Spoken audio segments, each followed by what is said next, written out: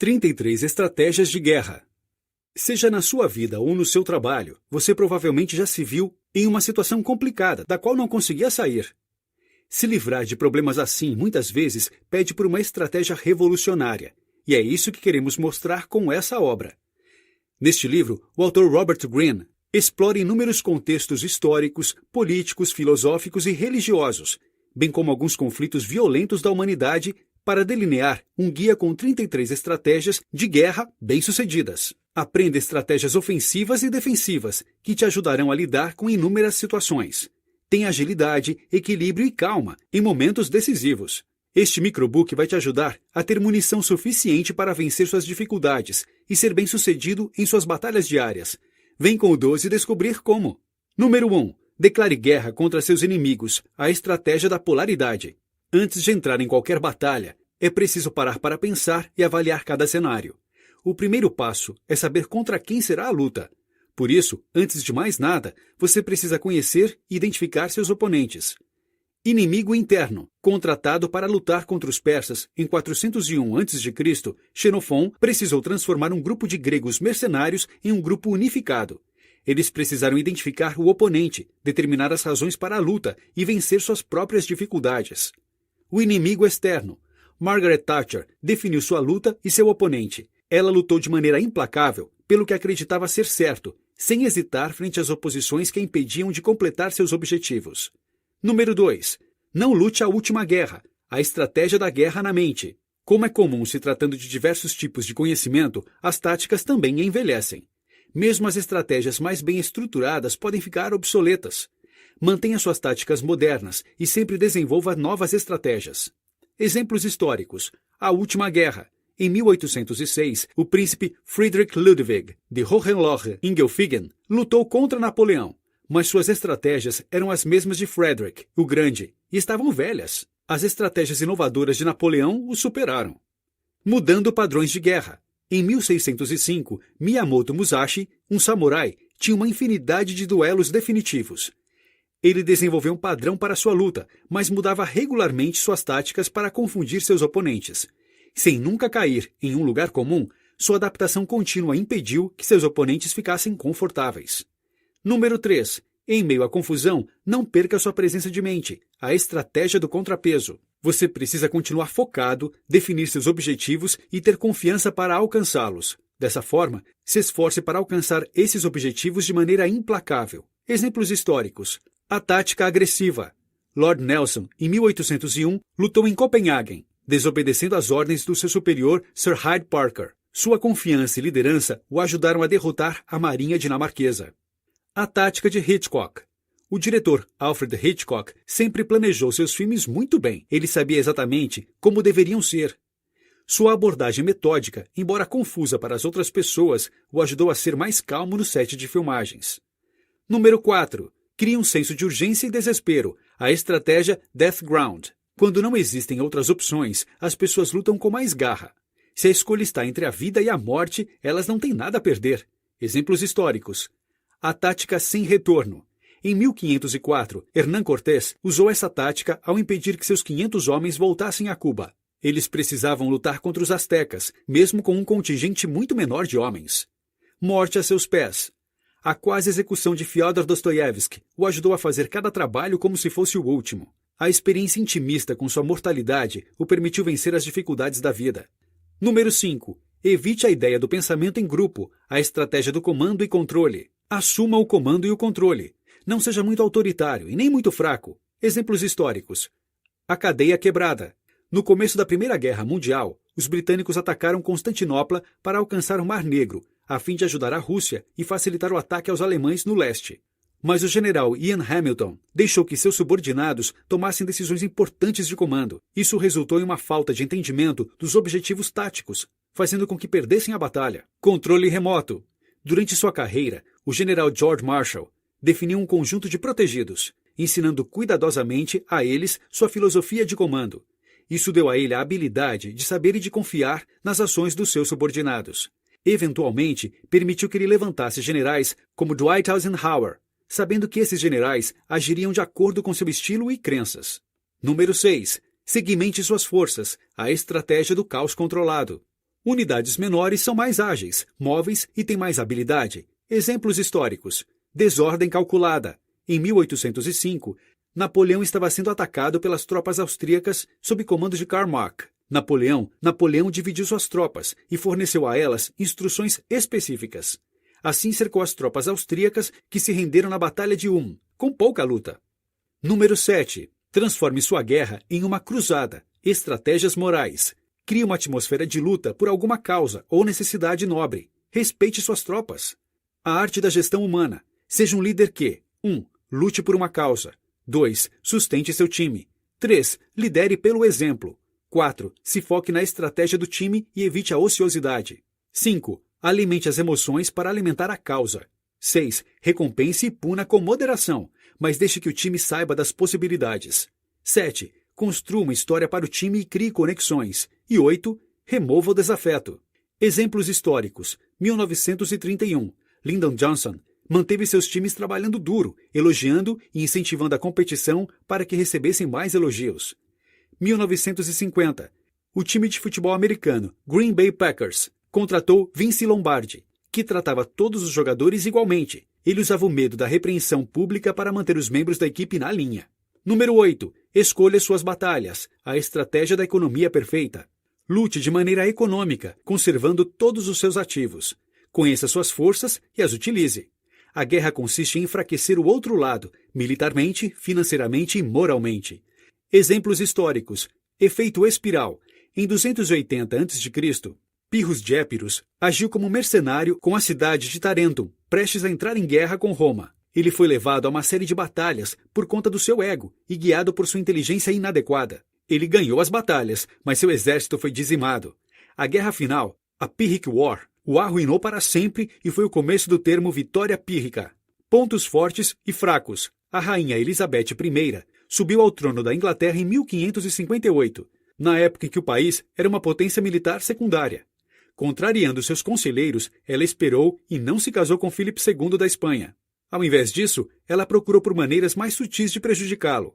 Ela se alistou na Marinha Real, executando ataques piratas nos navios dele que retornavam do Novo Mundo. Além disso, usou outras técnicas menos convencionais para destruir a armada espanhola. A rainha Elizabeth I escolheu cuidadosamente suas batalhas para conservar seus recursos e mostrar sua força superior. Número 9. Mudando a situação. A estratégia do contra-ataque. Se mexer primeiro, mostra a seu oponente sua estratégia. Portanto, espere. Faça com que ele se mexa primeiro. Analise a estratégia dele e contra-ataque se baseando nas fraquezas que foram reveladas. Exemplos históricos. A agressão disfarçada. Antes da Batalha de Austerlitz, em 1805, Napoleão fingiu estar com medo. O czar Alexander I da Rússia, ansioso pela vingança, decidiu liderar os aliados na batalha. Napoleão atraiu as forças inimigas para expor suas fraquezas e então os derrotou. Jiu-Jitsu. Em 1944, na corrida presidencial democrata, o Partido Republicano, na tentativa de eleger Thomas Dewey, fez contínuas declarações falsas sobre Franklin Roosevelt. Ele esperou e não respondeu, até que fez comentários sobre seu cachorro. Roosevelt fez um discurso satírico defendendo seu cachorro, humilhando Dewey. Número 10. Crie uma presença ameaçadora. Estratégias de dissuasão. Faça as pessoas pensarem que irão perder e blefe se necessário. As pessoas gostam de uma vitória fácil e não vão atacar se acharem que perderão. Intimidação reversa. 1. Faça manobras ousadas e blefe. 2. Seja uma ameaça. Faça movimentos repentinos e indique agressão. 3. Mova de maneira irracional. Seja imprevisível. Haja com loucura. 4. Alimente a paranoia do seu oponente, indicando capacidades assustadoras. 5. Mantenha uma reputação ruim, não negocie e seja mau. Exemplos históricos. Em 1874, Luís XI da França usou o Duque de Milão, embaixador da França, Christophe Bolatti, para levar rumores inventados sobre as suspeitas francesas a respeito das intenções do Duque, ameaçando um ataque. Isso ajudou a manter uma aliança pacífica. John Boyd foi nomeado para trabalhar no Pentágono para proteger um novo ataque, mas encontrou dificuldades nas políticas. Ele usou uma estratégia se fingindo de burro, enquanto pesquisava os problemas propostos pelos outros e desenvolvia táticas para acabar com as iniciativas. Número 11. Troca de espaço por tempo, a estratégia da falta de engajamento. Bater em retirada vai te ajudar a ganhar a vantagem de diminuir as forças do seu oponente, permitindo que suas forças se concentrem. Ficar sem lutar, quando eles sabem que você pode, vai provocar seu oponente e aumentar as chances de que eles tenham alguma atitude irracional. Exemplos históricos. Bater em retirada para avançar. O Partido Nacionalista, de Chiang Kai-shek, forçou a retirada do Partido Comunista de Mao Tse-tung nas fases iniciais da Guerra Civil Chinesa. Essa atitude fortaleceu o apoio aos comunistas, unindo os camponeses. Em 1949, os comunistas derrotaram os nacionalistas. Número 12. Perca as batalhas, mas vença a guerra. A grande estratégia. Tem um plano maior. Exemplos históricos. Grande campanha. Alexandre o Grande desenvolveu uma nova estratégia olhando adiante, se diferenciando dos outros líderes. Primeiro, ele ganhou o território que precisava, mas não aumentou suas posses a ponto de não conseguir governá-las. Ele não lutou batalhas que não podia vencer, por exemplo, elaborando planos para capturar os principais portos do Mediterrâneo, efetivamente anulando a marinha persa. Guerra total. Em 1968, durante a Guerra do Vietnã, Phon Nguyen Giap executou uma ofensiva em todo o país durante um feriado. Embora tenha precisado bater em retirada, a ofensiva confundiu os exércitos americano e vietnamita do sul e enganou a mídia americana. Número 13. Conheça seu inimigo, a estratégia da inteligência. Conheça as jogadas do seu oponente e não deixe que as suas jogadas sejam conhecidas. Entenda como o oponente pensa. Exemplos históricos. O inimigo espelhado. Em 1838, a invasão britânica no Afeganistão, liderada por Lord Auckland, tinha como objetivo reintegrar o amigável Shuja Shah Durrani, destituindo o então líder Dost Mohammad Khan. Mas Auckland não entendia os afegãos e nem a cultura deles, cometendo inúmeros erros. O resultado foi sua morte e o retorno de Dost Mohammad ao poder. Apoio próximo. Entre 1806 e 1813, o príncipe Metternich se encontrou com Napoleão, na esperança de entendê-lo e de encontrar pontos fracos que pudessem ser explorados. Eventualmente, ele ajudou na realização do casamento de Napoleão com Marie-Louise. Metternich utilizou esse fato em vantagem da Áustria, permitindo que construíssem um exército e se juntassem a uma grande aliança na Europa, que acabou derrotando Napoleão em Waterloo.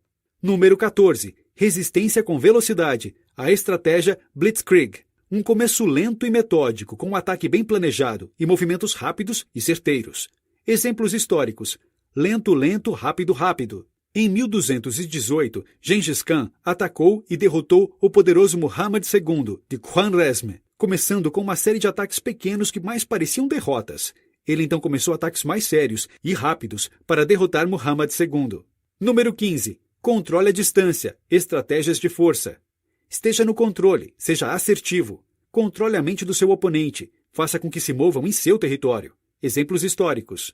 Em 1942, durante a Segunda Guerra Mundial, Rommel usou unidades menores nos desertos do norte da África para vencer os britânicos.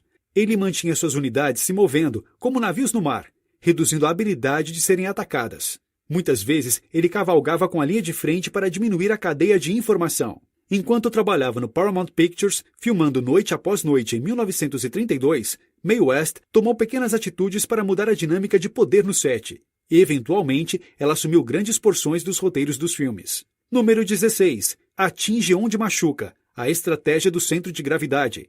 Ataque o ponto central. Capture e destrua seu oponente. Exemplos históricos. Pilares de colapso.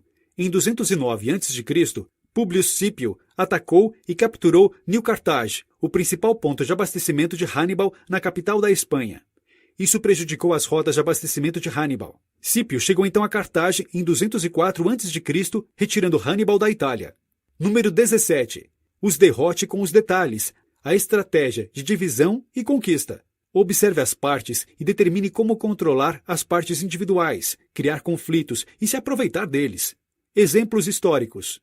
Posição central. Em 490 a.C., os persas planejaram um ataque a Atenas Antiga. Eles chegaram a 24 milhas ao norte de Atenas. Os gregos viajaram para o norte, bloqueando a passagem entre as áreas. Os persas dividiram suas tropas de noite e atacaram Atenas pelo mar. Os gregos atacaram as tropas na Batalha de Maratona e correram para Atenas para evitar que os persas desembarcassem. E foi aí que surgiu o famoso nome e o evento.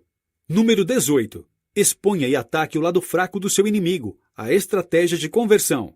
Atraia seu oponente para um ataque frontal. Faça com que ele fique vulnerável e ataque seus pontos fracos. Exemplos históricos.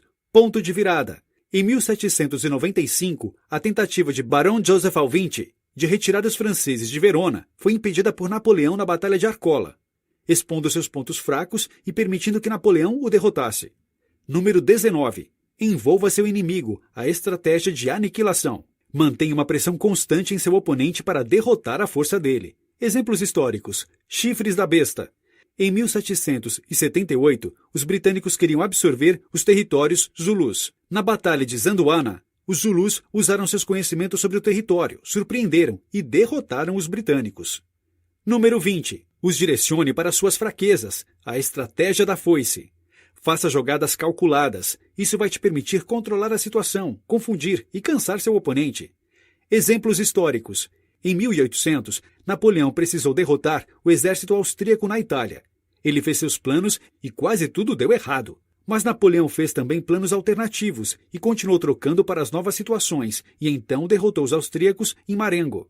Em 1936, na campanha presidencial, o Partido Republicano nomeou Alf Landon para concorrer com Franklin D. Roosevelt. Landon tentou derrotar Roosevelt apoiando o New Deal, mas criticando seu criador. Roosevelt esperou até que Landon não tivesse mais tempo para nada e atacou. Número 21. Negocie enquanto avança. A estratégia da guerra diplomática. Quando for negociar, você não deve ceder à pressão para avançar. Exemplos históricos. Guerra por outros meios. Filipe II da Macedônia subiu ao poder em 359 a.C. A cidade de Atenas não o apoiava. Nas negociações entre os atenienses e Filipe II, ele continuou a fazer promessas de paz, mas continuou a aumentar seu império. Eventualmente, ele formou a Liga de Corinto para reunir cidades gregas e atacar os persas. Jade Fortile. No início da Guerra da Independência Grega, em 1821, o ministro Capodistria acreditava que a Rússia deveria apoiar a Grécia. Isso daria à Rússia acesso a portos no Mediterrâneo. Número 22. Saiba como acabar. A estratégia de saída. Saiba quando você foi derrotado e diminua suas perdas. Saiba como ganhar com honra e traga um final positivo para a batalha, reduzindo seus oponentes no futuro. Exemplos históricos. Sem saída. A invasão da União Soviética ao Afeganistão e a guerra resultante causaram uma situação de derrota para a União Soviética, principalmente pela falta de entendimento do povo afegão. Despesas significantes fizeram com que Gorbachev retirasse as tropas soviéticas. Terminando como começou, Lyndon Johnson lutou uma eleição complicada para o 10º assento do Congresso do Texas em 1937. Logo depois da eleição, ele se aproximou de seus oponentes e agradeceu a luta, conseguindo de maneira bem-sucedida fazer uma aliança com eles. Número 23. Uma mistura de fato e ficção. As estratégias de engano. O engano é uma arte antiga e inestimável quando você precisa evitar que seja vigiado. A informação errada pode consumir seu oponente. Exemplos históricos. O espelho falso.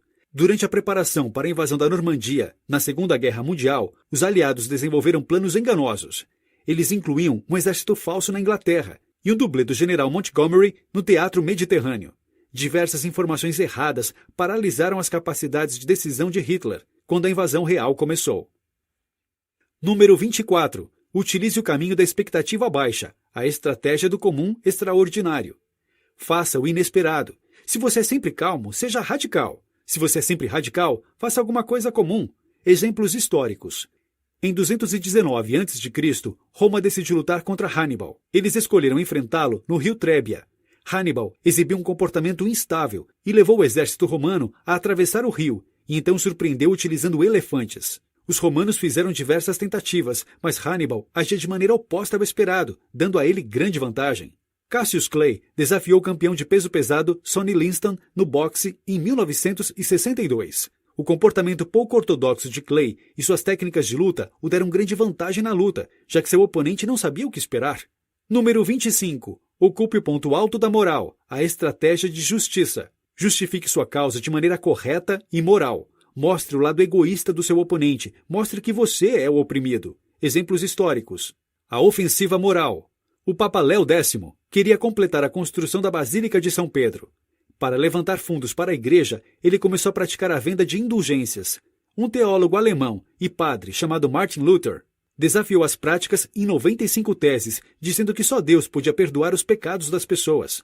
Ele argumentava que se baseava somente na Bíblia, refutando o Papa. Esse esforço de Martin Luther foi o início das tradições protestantes e luteranas. Número 26. Evite dar aos oponentes alvos, a estratégia do vazio. Remova qualquer alvo que você tenha para seus oponentes. Nenhum alvo vai frustrar seus oponentes, aumentando a chance de cometerem erros. Exemplos históricos. A isca do vazio. A invasão de Napoleão à Rússia, em 1812, encontrou um exército russo recuado, com pouca resistência. A retirada das tropas deixou para trás cidades destruídas e nenhuma comida. As tropas francesas diminuíram de 450 mil para 100 mil homens, até chegarem em Moscou. Número 27. Pareça trabalhar pelo interesse dos outros enquanto busca os seus interesses. A estratégia da aliança. Forme alianças temporárias para atender suas necessidades atuais. Faça o que for necessário para esconder a natureza temporária do seu negócio. Enfraqueça as alianças dos seus oponentes. Exemplos históricos. O aliado perfeito. Em 1467, Charles I expandiu seu império formando uma aliança com Edward IV, da Inglaterra, para atacar Luís XI da França. Mas o rei Luís XI descobriu sobre a invasão e formou uma aliança com Edward IV.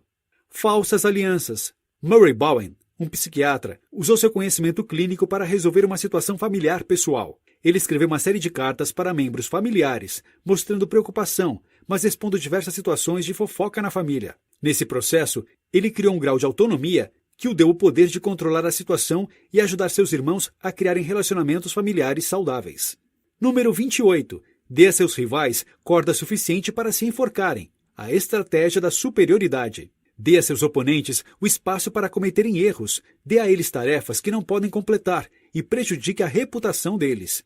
Esconda seu envolvimento e mantenha sua inocência. Exemplos históricos.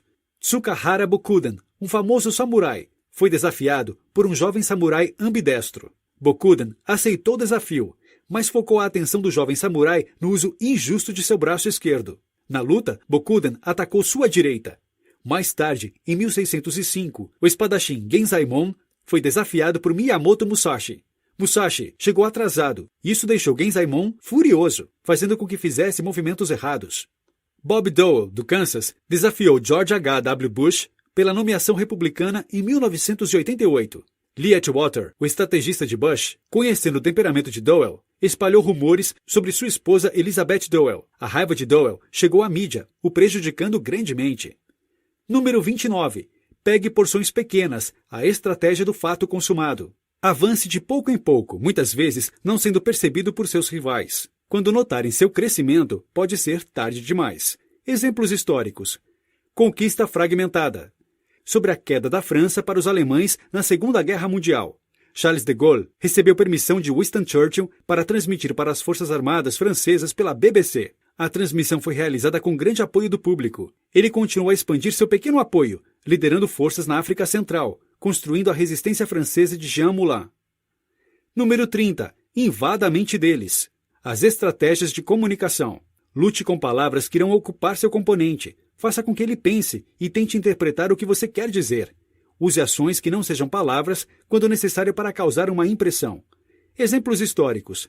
Comunicação visceral. Ao filmar 39 Steps, em 1935, Alfred Hitchcock algemou os atores Madeleine Carroll e Robert Donat e fingiu ter perdido a chave, deixando-os algemados por horas. A jogada era fazer com que eles entendessem o roteiro melhor.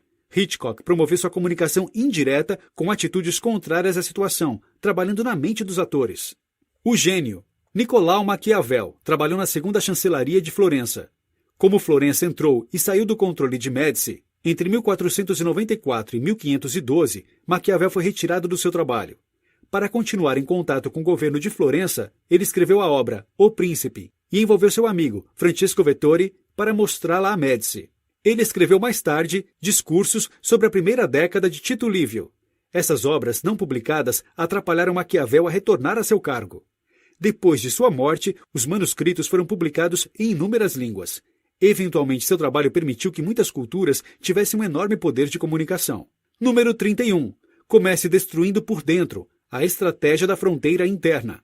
Se infiltre no campo do seu oponente. Uma vez lá, você não precisa atacar ou mostrar suas intenções. Assuma o controle devagar. Exemplos históricos. O inimigo invisível. Adolf Hitler nomeou Wilhelm Canaris para organizar o Abwehr, o grupo de inteligência da Alemanha, no final de 1933. Hitler confiava nele. Durante seu mandato, Ele deu conselhos contrários à invasão do Reino Unido, contrários à aliança com Francisco Franco da Espanha para usar a ilha de Gibraltar, e garantiu a Hitler que Pietro Badoglio, da Itália, não se renderia em 1943. Depois, descobriu-se que ele estava trabalhando para subverter Hitler. Dominação amigável. Em 1929, André Breton, criador do Manifesto Surrealista, queria que o movimento tivesse mais vida. Ele acreditava que Salvador Dalí podia ajudar nisso. Mas a afinidade de Dalí com Hitler e Lenin atrapalhou. Dalí viajou para Nova York, onde teve uma carreira bem-sucedida e se tornou um sinônimo do surrealismo. Número 32. Domine enquanto parece se submeter. A estratégia passivo-agressiva. Lute com seu oponente sem agressividade. Os atos agressivos dele irão te beneficiar e te dar o apoio dos outros. Exemplos históricos. A arma de culpa. Para protestar contra o imposto do sal, estabelecido pelo Raj britânico, Mahatma Gandhi realizou uma marcha de 200 milhas até o oceano. O governador-geral da Índia, Lord Edward Irving, ficou aliviado com a atitude que parecia insignificante. Lord Edward Irving não fez nada para parar a marcha, mas ela atraiu milhares de pessoas. Irving tinha opções limitadas, já que não agiu antes para parar a marcha. Gandhi escolheu seu protesto com muita sabedoria. Poder passivo. O czar Alexander I queria reformar as monarquias da Europa. Ele usou as revoltas na Espanha e em Nápoles de 1820 para solicitar um encontro com os monarcas e conversar sobre os problemas. O príncipe austríaco Metternich usou esse encontro para mover o czar para uma posição de apoio à regra da velha guarda sobre qualquer forma de liberalização. Número 33. Espalhe incerteza e pânico através de atos de terror, a estratégia da reação em cadeia. O objetivo é o caos e a criação da falta de confiança. O que já foi seguro, agora é incerto. Exemplos históricos. A anatomia do pânico. Em 1092, a morte de Nizam al-Mulk foi vista primeiro como uma represália pela tentativa de suprimir o crescimento da seita Nizari Ismaili. Os Nizari, um grupo secreto, havia desenvolvido um novo método de revolta, em que os assassinos surgiam de uma multidão calma e matavam seus alvos com uma adaga. Notas finais. O autor extraiu essas 33 estratégias de guerra de situações reais e históricas da humanidade. Podemos aprender muito com essas histórias e podemos utilizar essas estratégias em situações reais do dia a dia. Busque conhecer seus recursos e seus inimigos. Dessa maneira, você pode identificar qual estratégia se encaixa melhor na ocasião. Aprender com os erros do passado e se adaptar às circunstâncias vai te ajudar a alcançar o sucesso esperado e a vencer suas batalhas. A Arte da Guerra, de Sun Tzu, é um livro indicado para estrategistas militares, políticos e empresariais, uma vez que a aplicabilidade de seus ensinamentos transcende o intuito original do autor. Tzu é uma quase figura mítica, e muitos historiadores questionam a sua existência. Ele foi o general e estrategista a serviço do rei Hulu, tendo escrito a presente obra entre os anos de 476 e 221 a.C. Neste microbook, você aprenderá a desenvolver uma visão estratégica sobre a cadeia de comando, táticas para encarar e analisar a concorrência e como enganar o seu inimigo. Ficou interessado? Então ouça em 12 minutos como ganhar a guerra dentre as diversas batalhas que serão travadas em ambientes competitivos cada vez mais acirrados. Estude guerra em tempos de paz. Guerra é uma questão de vida ou morte. O Estado depende de entender a arte da guerra para sobreviver e se perpetuar. Estudar a guerra antes que ela ocorra é importante, pois esse é o conhecimento que servirá para criar seus planos. Para Sun Tzu, o general que desenha planos antes da batalha sempre vence o general que não se planejou. Além de conhecer sobre a guerra, também é preciso conhecer sobre si mesmo e sobre o inimigo para sermos capazes de nos comparar. As 7 dimensões. Entendendo os exércitos envolvidos em uma batalha em 7 dimensões, você conseguirá prever se vencerá ou se será derrotado no campo de batalhas. Qual dos 2 governantes dos estados inimigos tem obediência total do seu povo, de forma que eles irão segui-lo até mesmo para suas próprias mortes? 1. Qual dos generais é mais capaz? 2. Qual lado tem vantagens naturais, climáticas e conhece a natureza do terreno? 3. De que lado a disciplina de seus homens é imposta mais fortemente? 4. Qual lado tem o exército mais forte? 5. Qual lado tem os oficiais e soldados mais bem treinados? 6. Qual lado tem mais consistência em dar recompensas e punições? Compare cuidadosamente o exército de seu inimigo com seu próprio exército, e assim você saberá quais os pontos fortes de cada lado. Planeje de acordo com as circunstâncias. Não ser derrotado para vencer. Os melhores generais só entram em batalhas que sabem que vão ganhar. Os piores entram em batalhas apenas. Um general habilidoso evita batalhas onde exista o risco de derrota. Isso faz com que ele não seja derrotado e seja temido. Para garantir a vitória, existem regras essenciais. Você deve saber quando lutar e quando não lutar. Você deve saber como lidar tanto com forças inferiores como superiores à do seu exército. Seu exército deve ter espírito de luta e disciplina. Você deve lutar para que você esteja preparado e seu inimigo esteja despreparado. Você deve ter capacidade militar e liberdade para comandar suas tropas sem a interferência de superiores. Ataque somente quando você tem a vantagem. Evite o exército inimigo quando suas formações de tropa estiverem em perfeita ordem ou quando elas estiverem em uma posição mais vantajosa, como em um terreno mais alto, por exemplo. Nunca entre em uma batalha por raiva. O motivo pelo qual se luta é para se conquistar algo. A raiva é passageira, mas um estado destruído não tem volta. Evite as armadilhas para as quais seu inimigo vai tentar te atrair. Não conduza seu exército para lugares onde seus suprimentos não chegarão ou por terrenos desconhecidos. O general e o soberano não podem causar a derrota. Um exército é comandado por um general, mas este também é comandado pelo soberano. Essa cadeia de comando pode criar problemas e é preciso entendê-los para evitá-los. Um soberano pode atrapalhar o exército se der as ordens erradas. Isso pode ser feito quando ele pede que as tropas avancem ou recuem quando é impossível. O soberano, ao governar o exército de modo negligente ou colocar oficiais em funções inadequadas, pode fazer com que se percam guerras. Esses erros abalam a confiança dos soldados e causam a derrota. Não só o soberano, mas também o general pode ter problemas graves. As características do general que levam à derrota são: teimosia leva à destruição. Covardia leva à captura. Destempero o deixa suscetível a insultos. Honra em excesso o deixa suscetível à vergonha. Compaixão em excesso pelos seus homens leva um exército fraco. Ele pode ser imprudente e levar seu exército à destruição, ou ser um covarde e ser capturado. Um general pode ser orgulhoso ou descontrolado e se sentir ameaçado pelas provocações do inimigo. Ainda, ele pode estar preocupado com o conforto de seus próprios homens e deixar tais considerações impedirem táticas militares. O general é responsável se qualquer uma dessas calamidades acontecerem com o exército. Se ele lança seu exército contra uma força que seja 10 vezes o seu tamanho, fazendo com que seus soldados fujam. Se os seus soldados são muito fortes em relação aos seus superiores, causando insubordinação. Se os soldados são fracos demais, levando-os a serem desgastados por oficiais e desertarem.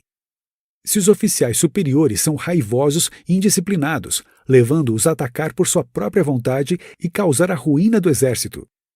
Se o general é fraco e indeciso, o que resulta em um exército fraco e desorganizado. Se o general não é capaz de estimar a força do inimigo e lança uma força inferior contra uma superior, levando a uma derrota esmagadora. Agora que chegamos na metade da leitura, vamos nos aprofundar em diretrizes essenciais para garantir que você nunca seja derrotado em uma guerra, seja ela comercial ou não. Estratégia e espionagem. Uma guerra prolongada pode esgotar os recursos de qualquer estado, deixando-o fraco e vulnerável. Afinal, manter um exército é caro. É preciso focar em vitórias rápidas e decisivas, não em campanhas prolongadas. Em uma guerra, deve-se evitar cercar cidades muradas, porque isso geralmente leva meses de preparativos e pode te deixar lento. Para diminuir o custo da guerra, é preciso capturar um estado, uma cidade ou um exército inimigo inteiro e intacto, ao invés de destruí-lo através de uma batalha cara. E para conseguir isso, você precisa de uma força muito maior do que a do seu inimigo. Um grande general vai subjugar seus inimigos sem qualquer luta, o que constitui o triunfo final. Os melhores exércitos se destacam não só por ganhar, mas por ganhar com facilidade. Outra forma de economizar os recursos do seu estado é tomar os de seu inimigo, levando consigo todos os alimentos, armas, armaduras e homens. Isso economiza o custo de abastecer seu exército e poupa seus camponeses da carga de trabalho para manter o seu exército. Batalhas individuais podem acabar com as guerras e, por isso, você deve envolver espiões. Eles fornecem informações decisivas sobre a disposição do inimigo. Espiões também podem ser úteis para espalhar boatos e segredos falsos nas linhas inimigas. Por isso, recompense-os bem e garanta sua fidelidade. Engane seu inimigo.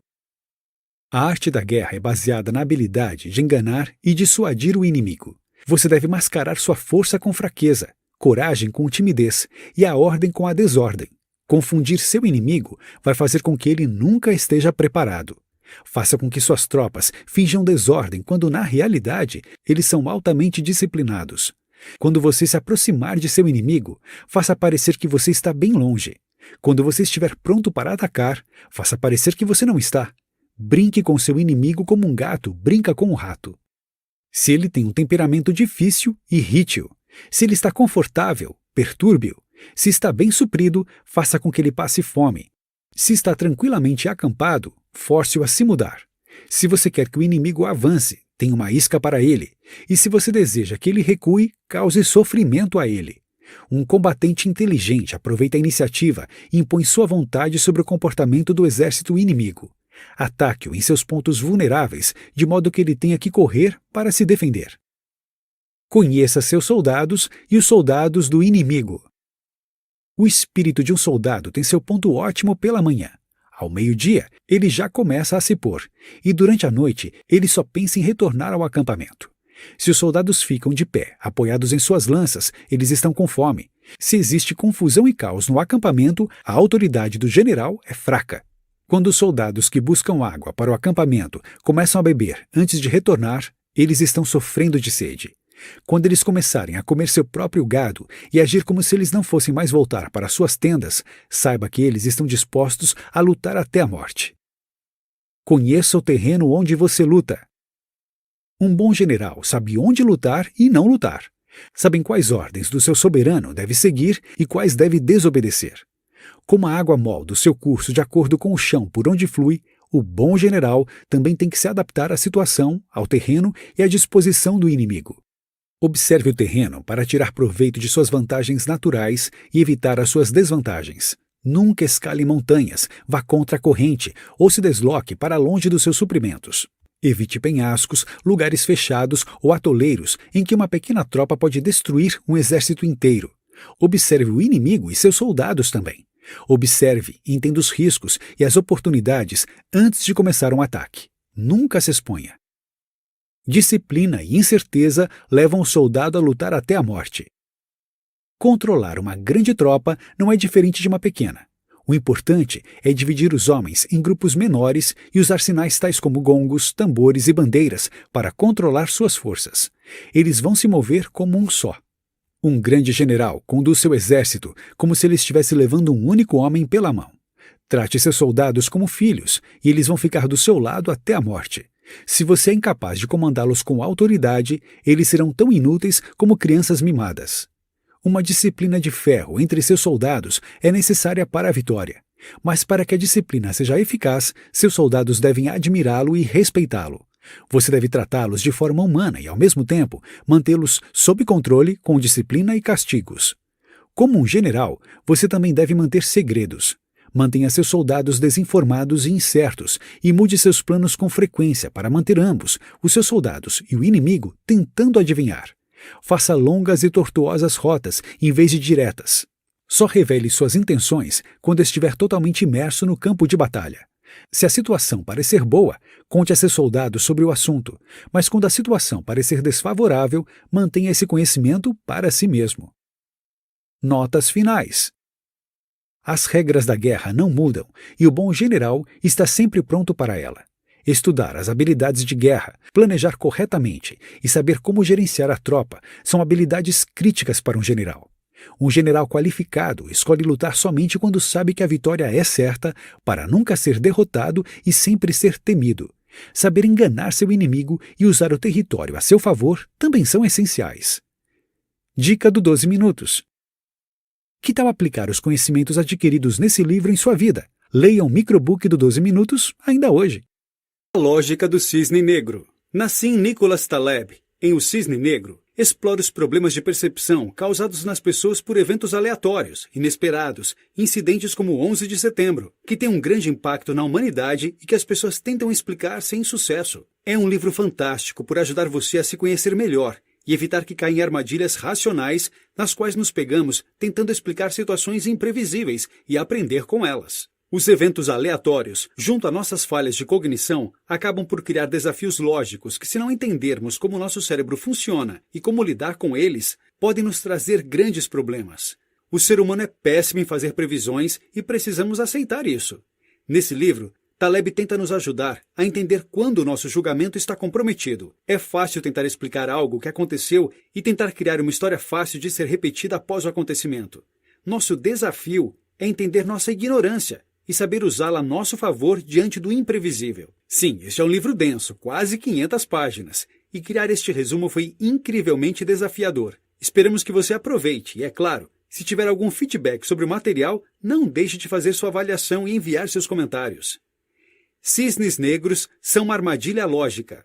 O conceito central de cisne negro refere-se ao fato de que antes da descoberta da Austrália, acreditava-se que todos os cisnes eram brancos, afinal ninguém nunca tinha visto um cisne da cor preta. No entanto, eles existem. Neste livro, um cisne negro é um evento que é raro, tem um impacto colossal na sociedade e é explicável e previsível, porém apenas analisando o passado. Não era possível prever que o cisne negro existia antes de ele ter sido visto pela primeira vez. Eventos raros como o primeiro cisne negro ocorrem com mais frequência do que imaginamos, e nossas mentes são programadas para lidar com o que já vimos antes. No entanto, muitas vezes, eventos extremos ocorrem e têm grandes impactos. Nossa tendência de ignorá-los vem do fato de que as pessoas tendem a subestimar sua ignorância. Existe muita coisa que não sabemos, mas como se sentir ignorante é algo que não nos faz nos sentirmos bem com nós mesmos, nós tendemos a não considerar essa nossa característica. Nós criamos histórias onde elas não existem.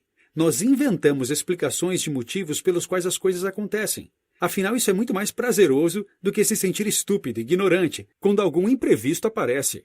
O conhecimento humano está constantemente crescendo e evoluindo e a abordagem dogmática que tendemos a tomar não faz sentido. Não podemos ter certeza das nossas crenças, pois elas nos tornam cegos para os conceitos que estão fora do que julgamos ser verdade.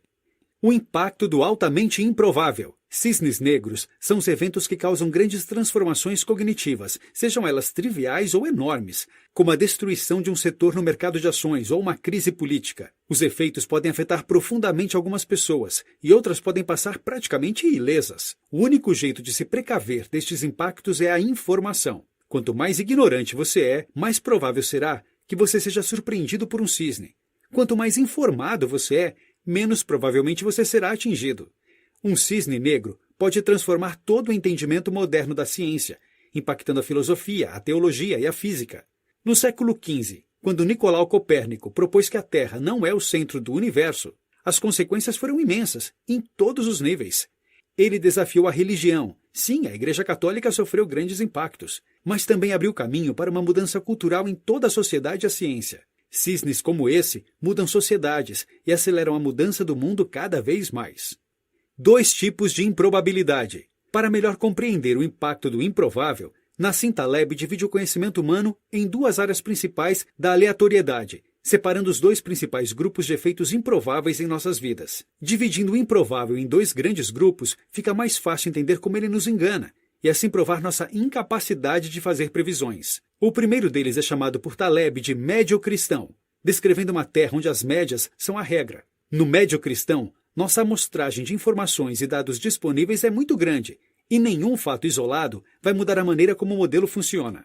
Os dados neste contexto não são escaláveis, pois eles têm limites mínimo e máximo definidos. Exemplos de informações do médio cristão são, por exemplo, características físicas, como altura e peso corporal, e até mesmo o QI. Uma dimensão como o peso de uma pessoa não é considerada escalável, pois existem limitações físicas relativas a quanto uma pessoa pode pesar. Enquanto é possível alguém pesar 300 quilos, é fisicamente impossível para alguém atingir 1000 quilos. Uma vez que as propriedades de tais informações não escaláveis são claramente limitadas, é possível fazer previsões relativamente precisas sobre as médias. O segundo território é o extremistão, e é nele que moram os extremos. No extremistão, as informações são tão desproporcionais que uma única observação pode impactar dramaticamente nossas observações e iludir nossa capacidade de fazer previsões. O extremistão traz o lado não físico, coisas fundamentalmente abstratas. Exemplos de dados e informações que surgem do extremistão são bem mais diversos. Exemplos incluem mortes em ataques terroristas, vendas de livros por um autor, taxas de inflação. Diferente de dados como altura e peso, distribuição da riqueza e vendas de álbuns são itens escaláveis. Por exemplo, você pode vender seu livro em formato digital através do Kindle infinitamente, porque o formato digital não requer que você imprima um livro a cada cópia vendida. Outro exemplo é a riqueza, que é altamente escalável. É possível para uma pequena porcentagem da população possuir uma porcentagem incrivelmente grande da riqueza. E se você analisar os dados olhando a média, você pode ser iludido com uma representação da distribuição de renda que não reflete com precisão a realidade das pessoas. A maior parte dos eventos aleatórios dos cisnes negros surgem em cenários do extremistão. Cuidado para não ser o peru no dia de ação de graças. Imagine o seguinte cenário.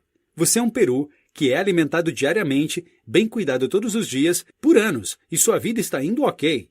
Porém, no dia de ação de graças, uma surpresa ocorre.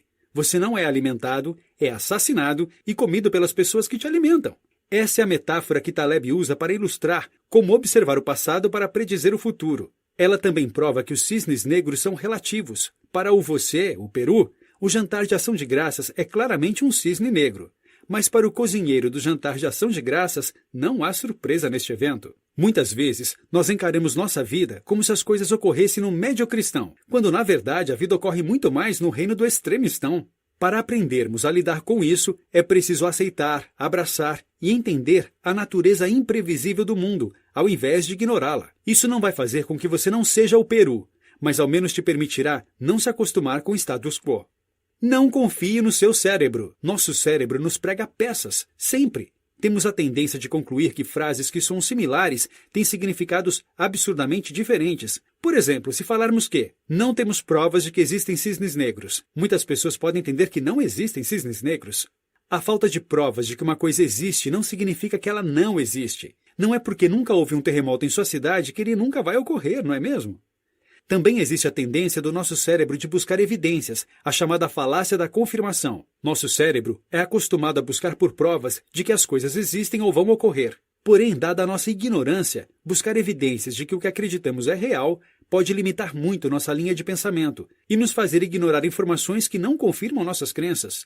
Muitas vezes, é mais valioso buscar por fatos que vão contra nossas crenças do que os que a corroboram. Isso leva a descobertas muito mais poderosas e permite não sermos tão cegos. Seu cérebro inventa história sem querer. Outra falha do nosso sistema operacional é que temos o hábito de criar histórias baseadas em coleções de eventos que ocorrem em nossas vidas. Ele chama esta falha de falácia narrativa. Ela se caracteriza por explorar nossa habilidade limitada de analisar sequências de eventos sem adicionar uma explicação a eles. As explicações amarram os fatos e os tornam mais fáceis de serem lembrados. Porém, nosso cérebro sempre busca contar uma história onde os eventos estão correlacionados e fazem sentido. Porém, ao condensar fatos em uma narrativa única, acabamos gerando perda de informações e temos uma tendência muito grande de simplificar demais as coisas. Nós descartamos os dados que não fazem sentido na nossa história, e isso nos deixa à mercê dos cisnes. 2 jeitos de pensar. Segundo os psicólogos cognitivos, temos 2 tipos de pensamentos. O pensamento do tipo 1 é instintivo, rápido, imediato e se baseia na sua experiência com o mundo. Esse sistema é vantajoso por ter alta velocidade e te ajudar a reagir rápido a estímulos externos, mas também é muito propenso a erros. Já o sistema 2 é lento, racional e possui autoconhecimento, sendo muito mais útil na sala de aula ou no momento de vida ou morte. O problema é que muitas vezes confundimos pensamentos do sistema 1 com o sistema 2, pois no nível 1 não temos controle sobre estes pensamentos. Muitas vezes acreditamos que os pensamentos que vêm do sistema 1 são baseados em análise e não em reflexos, e isso prejudica a nossa cognição.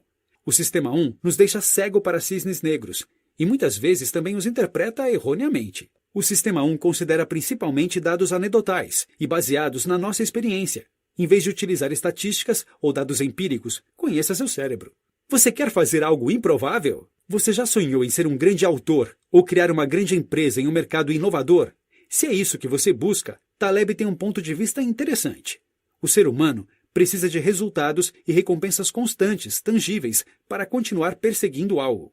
Uma série de pequenas e constantes recompensas geralmente trazem mais felicidade e realização do que uma recompensa enorme. Existem dois tipos de progressos, os constantes e lineares e os não lineares, que tendem a ocorrer em grandes saltos alternados com a estagnação. Porém, apesar de preferirmos acreditar que o mundo funciona em uma perspectiva linear, esse não é o jeito certo de abordar o problema. As situações não lineares são as mais constantes na vida, e as coisas lineares tendem a ser a verdadeira exceção. Seu aprendizado vem de coisas tão diversas, e em muitos casos randômicas, que acreditar que o modelo linear é o melhor modelo acaba se tornando uma falácia.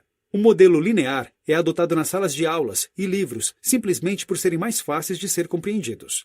Além disso, o ser humano tem a limitação de que, ao ver o passado, ele seleciona as partes de um processo que se encaixam nas suas impressões e ignora as partes que não estão de acordo com seus preconceitos. Nossa mente cria um registro que ignora os fatos que não se encaixam em nosso modelo mental, e Taleb chama isso de a evidência silenciosa. Por exemplo, o ser humano tem uma tendência de ver autores de livros famosos como extremamente talentosos e atribuir o motivo do sucesso deles aos seus talentos. Muitos escritores com várias obras nunca chegam a ter um livro publicado por uma grande editora e tornar-se um best-seller. Por isso, eles acabam não ficando conhecidos pelo público. Como nós não temos acesso aos trabalhos de centenas de milhares de autores que nunca tiveram seus livros publicados pelas grandes editoras, temos a tendência de não levar em conta sua importância e relevância.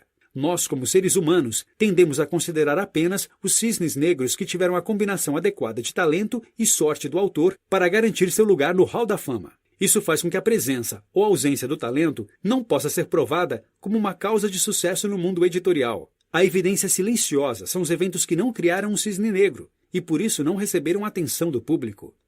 O improvável pode estar ao seu lado. Para Taleb, a serendipidade, as surpresas positivas, tem papel crucial no papel de descobertas da ciência. O modelo tradicional de pesquisa e descoberta funciona assim. Você busca algo em que acredita, como um novo caminho para a Índia, e descobre algo que não sabia que estava lá. Você descobre a América. Por isso é importante estar aberto à possibilidade de ter resultados não planejados para nossas atividades. Isso pode nos ajudar a aproveitar de forma vantajosa os cisnes negros quando eles aparecerem. Existe uma lei em estatística chamada de Lei das Expectativas Iteradas. Ela afirma que a expectativa de atingir um conhecimento por si só é equivalente ao conhecimento em si. Na prática, Taleb explica que esta lei age da seguinte maneira nas nossas expectativas. Se eu espero que algo ocorra em uma certa data no futuro, eu já espero este algo no presente. Se você sabe qual a descoberta você fará no futuro, você praticamente já a descobriu. Para entender o futuro a ponto de predizê-lo, você precisa incorporar elementos do futuro ao seu presente, ou seja, adicionar componentes de incerteza em seus experimentos. Cisne na prática. Se você já está pronto para abraçar sua ignorância, compilamos aqui algumas dicas práticas de Taleb para saber capturar mais valor dos cisnes negros. O primeiro passo é focar-se nas consequências potenciais do inesperado, em vez de focar na probabilidade de um improvável ocorrer. As consequências de se errar na previsão do tempo, por exemplo, costumam ser triviais, ao passo que as consequências de errar em previsões do mercado de ações podem ser devastadoras. Para tal, o ideal é priorizar suas crenças de acordo com os danos que elas podem causar, e não com a chance de elas acontecerem. O que você acredita que poderia ter o maior impacto na sua vida hoje? Esse é o ponto que deve tirar seu sono, e não o que você acredita ser mais provável com impacto menor. Por exemplo, se você investe em ações, é melhor considerar cenários extremos do que cenários de risco moderado, percebido. Em vez de colocar seu dinheiro em investimentos de médio risco, como você sabe que o risco é médio?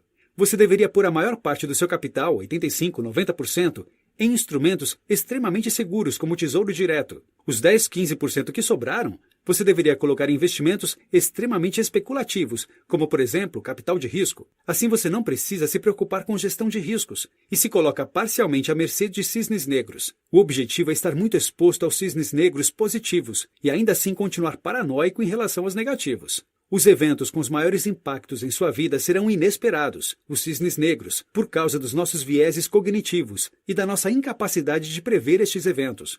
Por isso, aprender, através de tentativas e erros, importam muito, e nosso cérebro tem dificuldades de aceitar isso. Abraçar este processo pode ajudar você a realizar mais. E se nós não podemos confiar em previsões, o importante é depender apenas daquelas cujo assunto é trivial. Evite fazer previsões sobre os grandes assuntos complexos que podem te iludir no futuro. Seja enganado pelos assuntos simples, não pelos complexos. Se o assunto é futuro, você deve ser sempre cético e ter a mente aberta para eventos positivos e negativos. Nunca desacredite algo, apenas por parecer improvável. Uma maneira de manter a mente aberta aos casos positivos, por exemplo, seria aumentar sua exposição a situações onde eles poderiam acontecer, como, por exemplo, eventos sociais, jantares e criar o terreno para encontros inesperados, porém valiosos. O último conselho de Taleb é, além de não se expor muito a previsões do futuro, tente também evitar fazê-las. Você está gastando sua energia sem necessidade. Notas finais. Previsões não funcionam, e você não deveria gastar seu tempo ouvindo-as ou fazendo suas próprias. Seu cérebro foi projetado para te golpear toda vez que um fato novo imprevisível ocorre. Esteja preparado e entenda como ele funciona. Você está exposto ao improvável apenas se você deixar que ele te controle. Você sempre controla o que você faz. Tome cuidado. Saiba que você não sabe muito e aprenda a conviver com isso, para garantir que aproveitará o melhor das circunstâncias improváveis que a vida te trará.